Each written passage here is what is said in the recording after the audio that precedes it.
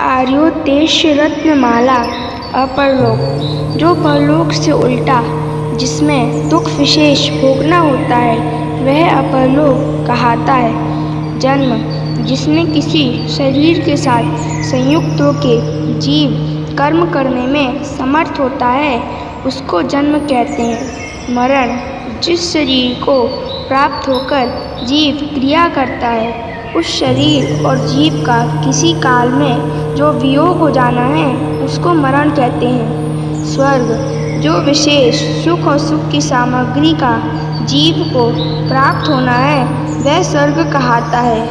नरक, जो विशेष दुख और दुख की सामग्री का जीव को प्राप्त होना है, वह नरक कहलाता है। विद्या, जिसमें ईश्वर से लेके पृथ्वी पर्यंत पदार्थों का सत्य विज्ञान होकर उनसे यथायोग्य उपकार लेना होता है, उसका नाम विद्या है।